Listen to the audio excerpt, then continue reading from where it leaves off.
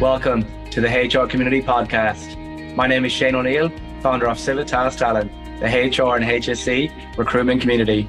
Each episode we will host HR leaders and discuss their journey and discover best practice HR solutions across the HR industry. Whether you're a CEO, HR executive, or operating across the wider HR space, this podcast is for you. Please like and subscribe, and don't forget to comment and share your reviews. Enjoy the episode. Hi, everyone. Welcome back to another episode of the HR Community Podcast. This afternoon, I'm here with Kyle Hurley. Kyle is the Senior Manager for Talent Acquisition at Medhealth Group. Hey, Kyle, how you going? I'm great, thanks, Shane. Thanks very much for having me on. All good, all good. The conversation between us has been a few months in the making. I'm glad we finally carved out some time to make it happen. I guess for those who aren't in the TA social scene that maybe don't know who you are, because I think a lot of listeners will know who you are.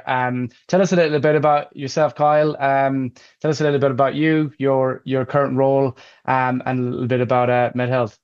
Before I do get into an introduction to myself, thanks very much for having me on. It is really exciting what's happening in talent acquisition. So I'm looking forward to sharing some insights around the industry, technology, and maybe even a few things that people haven't heard of coming into market. So it's a really exciting time for our sector. By the way of introduction, I'm Kyle. I've been now, as you said, in talent acquisition, what feels like a very long time. So well over 20 years now. I think like a lot of HR and talent acquisition professionals, we didn't grow up saying, I want to be a head of talent acquisition when I get older. And, so a lot of people, my career started with me studying IT of all things. So I was cutting code in Turbo Pascal, showing my age, and wasn't building server rooms in my garage and didn't really have the passion for it. So I didn't choose that as my career path, as it turns out. I was doing analytical work in banks and I was traveling with the globe doing analysis and different things. So I had a whole separate career there before, now over 20 years ago, falling into recruitment. And I spent 10 or so years in recruitment agency world before being given the reins to step into what has been now the last 12, 13 years or so as a leader of talent acquisition in some fairly well-known Australian and global businesses. And unlike a lot of talent acquisition professionals, I haven't had the constant through line. So I've not been the financial services or the mining or the defense or the retail career guy. I've been all of those things. I've been very fortunate to have been given the reins to drive talent and strategy for some very broad and complex businesses. And as you said, currently I'm the Senior Manager for Talent Acquisition at Medhealth. And for those that don't know who Medhealth is, we're a parent company, a house of brands, if you will, for a large grouping of over 25 acquired allied health and related businesses. So we have a very large rehab and return to work group of brands, some big reputable brands like your IPAR and WorkFocus under those brands. And then you have your employment services brands, you like your Etworks, and then you have your EIS brands. And I look after a large national talent acquisition team and the talent strategy for 15 of those. Fantastic. And I'm sure we'll get a bit more into how you're managing talent strategy for 25 different brands, because that sounds pretty complex. But I guess before we do, you touched on your journey in talent acquisition a little bit there, Kyle, which is super interesting, coming from a techie sort of background and into the recruitment operation side of things. Talk to us a little bit about working across different industries and sectors. Like, why did that come about? Was that just the opportunity presented itself, or was it a tactical choice to get into certain industries that were maybe going through a lot of change where you could sink your teeth into from a talent perspective? It actually wasn't by choice, Shane. Talent acquisition, rightly or wrongly, finds itself on the outer very quickly when global factors and organizational environments change.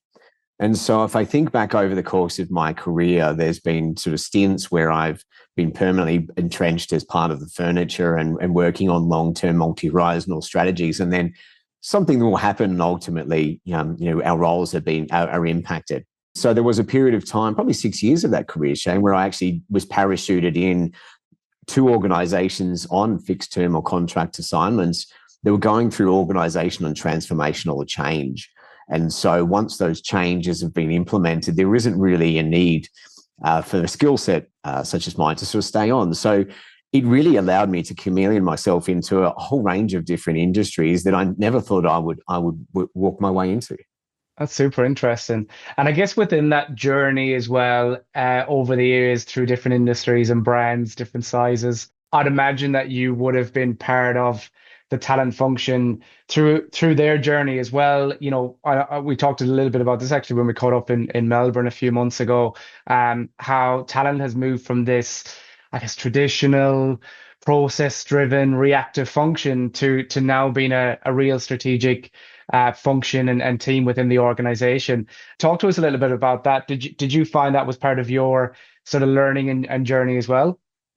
Oh, absolutely. The role of talent acquisition has changed probably 5 times through the course of my career.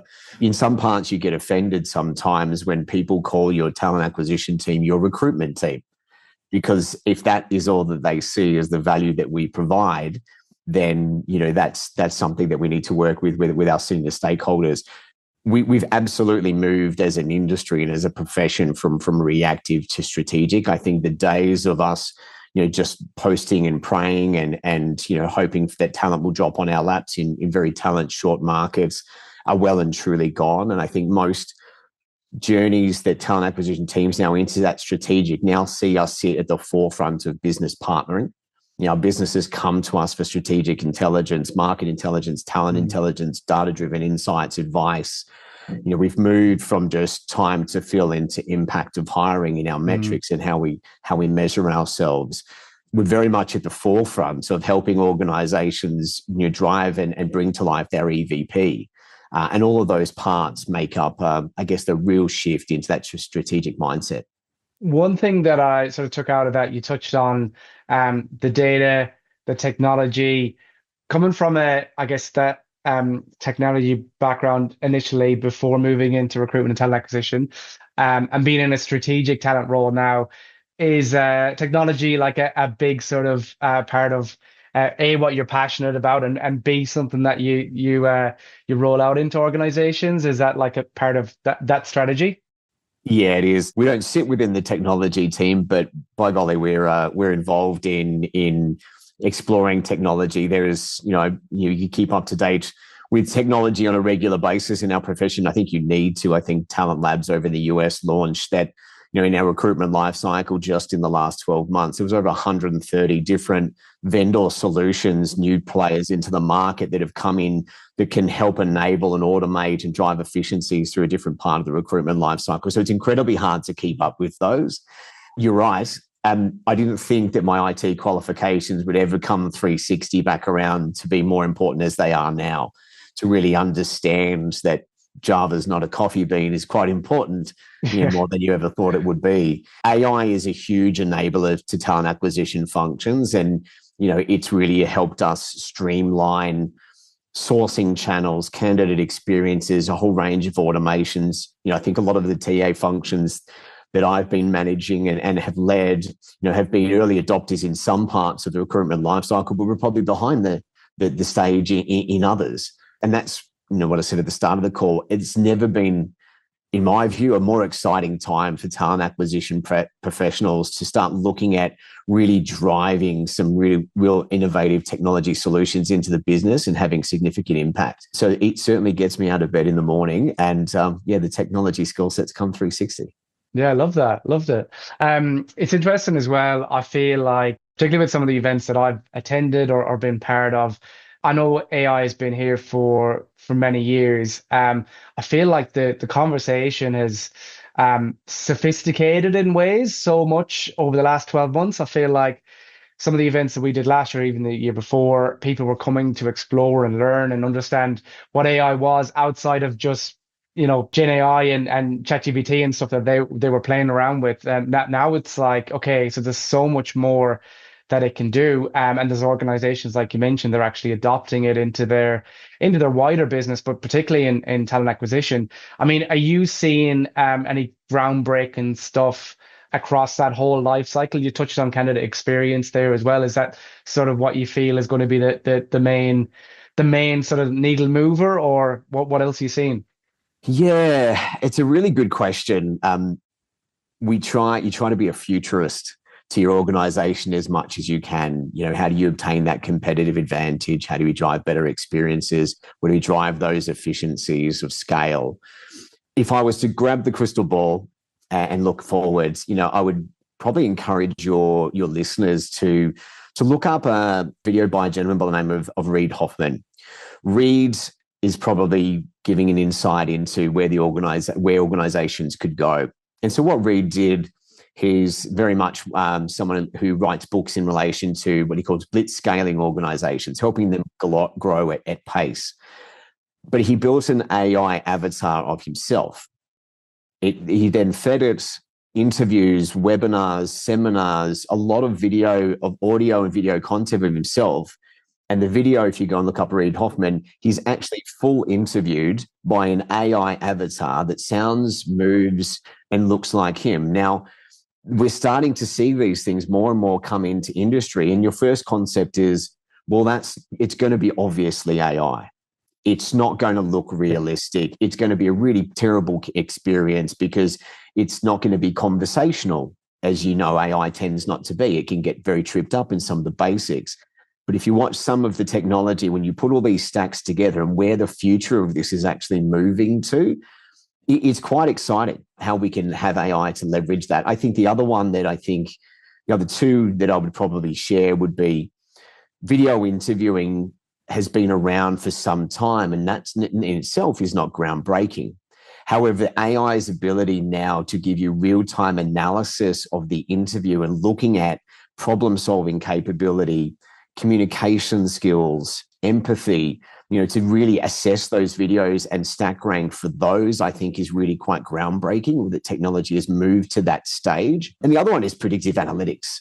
I think if you think about AI in the wider TA landscape, because we're now involved in workforce planning, succession planning, a whole gamut of the world of talent, not just attraction and engagement. You're able to look at attrition data, and AI is really able to give you insights into who within your organization has skills suitable for succession planning, who within your organization is now coming into that period where attrition is now coming up as something to be concerned about. And I think AI can be enabled in all of those areas, and that's probably the next stage for us. Yeah, that's really cool. I love it as well. And, we've had conversations like this with quite a few leaders across people and talent and workplace safety. And, that ability to get under the hood with data, cleaning it, identifying the quality of it. And then once you've got that, being able to leverage it and start to actually predict certain peaks and troughs, or as you say, like attrition rates and stuff. Another organization we were speaking to quite recently, they're in facility services, and such a high volume competitive area to recruit. And with technology and AI now, they've been able to really predict when they're going to need a huge recruitment campaign, and able to actually look at different regions, locations. The list goes on. And I think that kind of stuff for talent to be across and own and even, dare I say, control, I think that's going to really evolve that strategy piece even more. One thing I did want to ask you as well, Kyle, was, when you talk about strategy, as transferable as talent can be, it's probably hard to say that you could, roll up one blueprint, bring it to a completely different organization or industry, and go, here's your strategy, let's get going. Talk to us a little bit about talent strategy. I guess when you look at the business that you're in now, previous businesses, when you're looking at, I guess, that kind of matrix structure, 25 brands, but also, different regions, different locations, different roles, different business units. How do you sort of sit down and set that strategy or strategies to align, like I say, different brands, different outcomes? Yeah, there isn't a silver bullet solution to that, Shane. You're right. No, not one talent strategy, it's not a plug and play. I think every time you go into an organization, and in those multi-branded organizations like where I am now, and previously with organizations like Babcock, who have large selections of retail brands and then trade brands and then specialized brands, you want to centralize to have one way of working. And I think, that ultimately gets your efficiencies of scale in those complex organizations. But the strategy around what each of them are looking for is intentionally different. So I think you need each of the unique brands to still elevate themselves. So you've got your tailored employer branding, so showcasing each of the brand's unique opportunities. But then the talent strategy, the multi-year horizon, you'll be pivoting to different things at different times for each of the brands. There is no silver solution, as I said. I think it's important in those organizations that you champion data and technology. And I think that's probably been the key enabler on us having a successful talent strategy within those, aligning the business's objectives to the strategic objectives of what we're doing within talent, and then leveraging the challenges between tactical and strategic at any point in time. That's really interesting, actually. So, I mean, as the strategy starts to grow, as does the organization, whatever they define as growth, if it's headcount, if it's revenue, locations, whatever. But as that grows as well, obviously you want to continue to grow and scale your talent function to be able to support that. What does that kind of look like? And I mean, you don't need to give me the secret sauce, but what does that look? I mean, you've got technology to leverage, but we also, I guess, need bodies on the ground.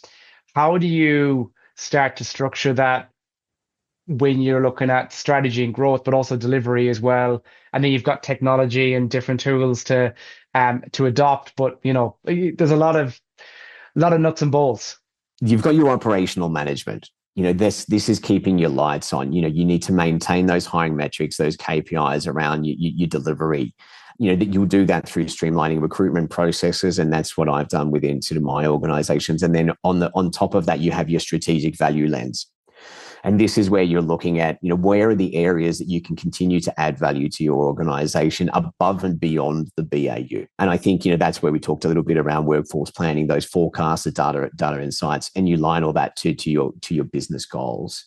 It's a complex beast between the two. Yeah, I wouldn't know how to answer that any other way. But yeah, keeping on top of your operational delivery, measuring that with your metrics, and then keeping in front of your organization to make sure that you're adding value where you need to be strategically. We have, we've built a 3-year multi-horizon roadmap. We keep the business update with how we're achieving each one of those milestones. We measure ourselves as a team, how we're achieving what we want to from a reputational perspective, from a NPS perspective. Are we achieving where we need to for the business's foresight? We try to provide lenses as far ahead as we can. Yeah, that's really cool. I think the roadmap especially is such a critical part of it now. And I think 3 to 5 years is always a good sort of ballpark or perfect sort of stretch, I suppose, because 12 months just goes too quickly now. 2 years probably the same. Even 3 years now, things can change super, super quickly. But it's a good pulse check on what we're delivering, but also what was the actual vision and end goal. And there'll be so many other things that sort of come up that are completely out of our control, like the economy, stuff that's happening in the US right now. This is not a political podcast, so I'm not going to get into any of that. But there's so much stuff there that is just completely out of our control. But I think if you have that roadmap, at least to work towards. And I guess looking at the team and the structure as well, you talked a little bit about that. What are you sort of maybe forecasting or seeing the talent team of the future could look like? Is it, I'm sure there's a lot of listeners keen to know, are we thinking it's the team of bots and agents? Is it a team of humans? Is it a blend of both? What are you sort of thinking? It's a really good question, actually. I've got a couple of thoughts sort of around that. If I sort of leverage sort of what we've done at Medhealth, for example, we talked a lot about team. You asked about those. When we put our roadmap into place, I think quite frankly, we did some self-assessment as a team, and we sort of put our hands up and addressed that we're probably more reactional than we are strategic. We've been very reliant on your standard sourcing channels, not leveraging the power of our employee advocacy, not really mapping and providing the good candidate experiences that we would all sort of hold ourselves accountable to. So we went quite on the development journey, which I think I shared with you when we first caught up, Shane. We went on quite the development roadmap as a team, to get back to the brilliant basics of how we wanted to hold ourselves accountable for the actions that we wanted to deliver from the operational perspective before we got into our big rocks. Yeah. Our big rocks are those big strategic ones. And since then, we've implemented 3 or 4 different technology vendors, which has really driven some efficiencies. And those are those first few exciting big rocks that allow us to go, right, we've got those basics right. Our internal NPS currently is sitting, for candidates. So we do our culture RAM surveys of new starters. We're sitting at 99% NPS. Yeah. Wow. So as close to as perfection as we want to get to. So we're really driving the right experiences for our candidates coming in. We've really made sure for those that are unsuccessful, we're giving those the experience on the way out. So we have that brand reputational piece. Now we're moving into the strategic thing, the forward-facing thing. Medhealth by nature, the talent that we're after, we're targeting allied health professionals. So you think about occupational therapists, speech therapists, physio, psychiatrists. There's a finite amount of talent in Australia, and they're very well locked away in their existing organisation, very rarely in the standard mechanisms and sourcing channels that we use. So we're really now looking at leveraging technology. Moving from the fad word for a long period of time was, well, let's build a talent pool. And I think talent pools, in my view now, is probably sort of going back to old school assessment centres. Yeah. We don't ask people to come in, 30 or 40 people at a time to an old traditional assessment centre. There's ways where we understand what the skills success behaviours look like, and we can map those and do those at scale using a range of technology solutions. The same with our talent pools. For us, if we put an occupational therapist in a talent pool, it's like going into a bucket with a hole in it. As soon as it goes in, it's going back out. It's never going to be in there long enough for us to keep warm, because we'll ultimately hire them and bring them into an organisation as quickly as we can. And some of the improvements we've made, we've really had some staggering change. We've done sort of 31% more hiring, say, this year than at the same time last year. And technology and that capability development has been the huge enablers in those. So where do we go to from here? I guess, what does the future tech TA team look like? It's absolutely leveraging further AI. I think moving right into the space of not just being a business partner, but now a strategic advisor. So now we're looking at AI governance. I think will be a big skill set that'll be needed for talent acquisition professionals. I think not just helping organizations understand or find the road in the 500 AI solutions out there trying to get in front of our C-suite to help drive and enable better experiences from go to own our recruitment lifecycle. But now making sure, we've seen very large cases in the US around bias coming into AI sourcing tools that weren't factored in. So I think TA will be at the forefront of making sure we're building compliant AI solutions that help our business. I think helping organizations move away from the musical chairs recruitment approach into skills-based hiring. And I know a lot of people talk around skills-based hiring, and I'm certainly in that camp as well. I think TA we're going to be at the forefront of that. Yep. You're making sure we understand the competency frameworks that each of our roles need and how we can build from within. And that buy, borrow, bot type mentality, I think, is always going to be sort of top of mind. The other one I think that we'll sort of see us doing more in is the data and insights. Yeah. I see us really providing those to the next level. And I think AI will be a big enabler for that, to give us more what I call talent intelligence that's going to really drive our performance. So I'm excited by all of that. That's the stuff that gets me out of bed. I'm a technology person at heart. And so, I'm just excited for now the impact that the TA can have, and reporting right up into your chief operating officers. Yeah. And I love the way you described that as well. I'm sort of smirking to myself, but the way you described it is you talked very passionately about it, Kyle, for starters. Quite informative, even with the forecasting and the tools and data. One thing I noticed was it was very optimistic. It wasn't, you didn't once mention this is going to completely replace what we do, replace us, replace jobs, we're screwed. It was very much like, hey, we're at a really cool sort of crossroad now, I suppose, or we're sort of working our way up that hill where we've evolutionized talent acquisition. It's now a true strategic function in a lot of organizations. Enabling AI and adopting AI could be our next sort of step into, yeah, hey, this could be really cool. We could create a lot of opportunity here.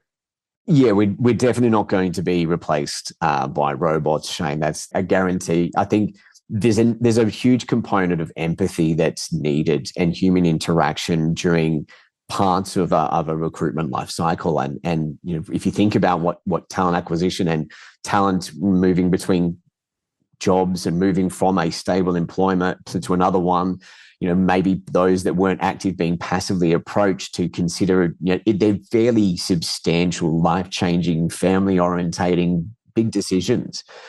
So there needs to be empathy. There needs to be human interaction through those, because they are significant decisions.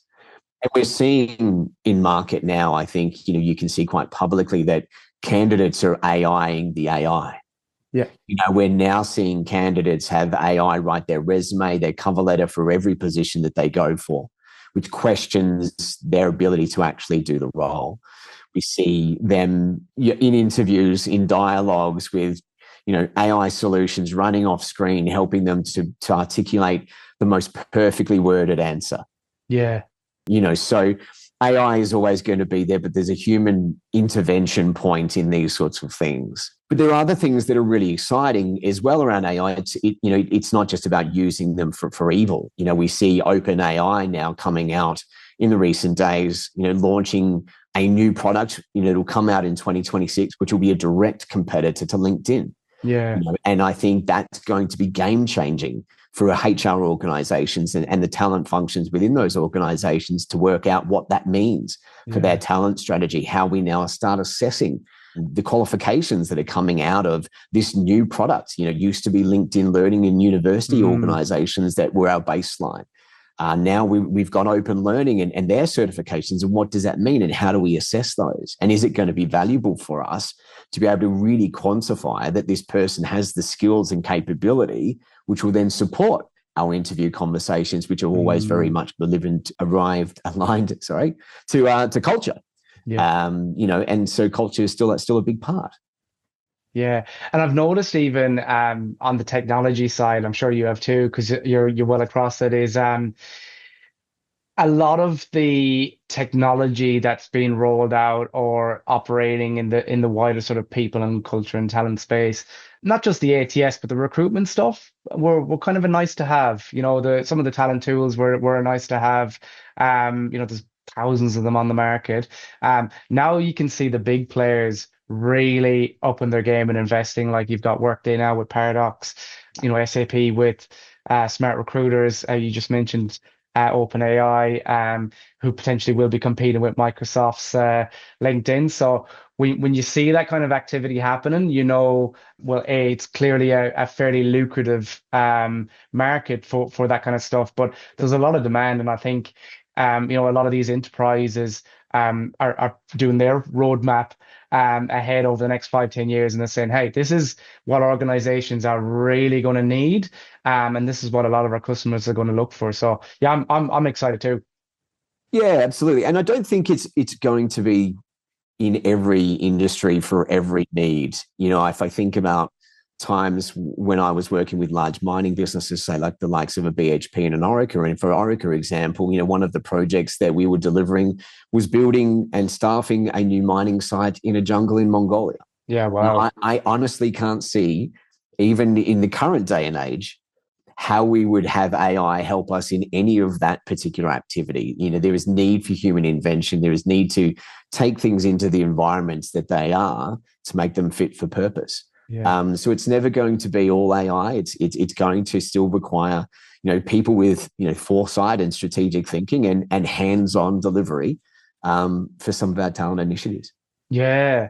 I'm going to throw another sort of curveball at you before we wrap up, because I'm looking at the clock. I'm mindful of your time.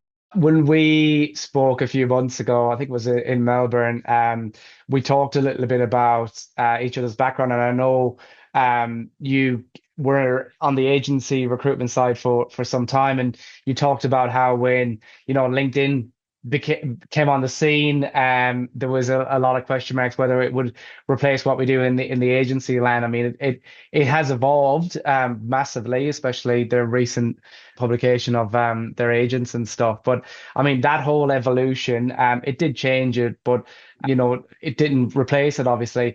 I guess my curveball question to you is a bit of selfishness here. Where do you see the agency side sort of fit into a lot of this? Because I mean, I'm recruiting in people and talent. I could see how these teams have evolved, how organizations have really evolved from a talent perspective. So, they've got the capability and the technology and the brands to recruit a lot directly. Where do you see maybe agencies potentially in the future slotting into this whole ecosystem? It was not all doom and gloom, Shane. That's for sure. And I answer that in a couple of different ways. So 20 odd years ago, when I first started using LinkedIn, the only people that were on there, and I was in agency world, as you touched on, the only people using LinkedIn were recruiters. Yeah, So wow. that's the only profiles that are on there. Now, I don't know, I think there's 70 billion profiles or something. It's huge, and it's a money-making machine for Microsoft now. And a lot of that comes off the back of organizations using their corporate licensing and people like you and I using a premium service. LinkedIn has become, almost the strongest and sole platform for people in the business networking space. But also, I think if you think about most people that are on there now will put their hand up and say, when you're not actively looking, it becomes almost spam-like.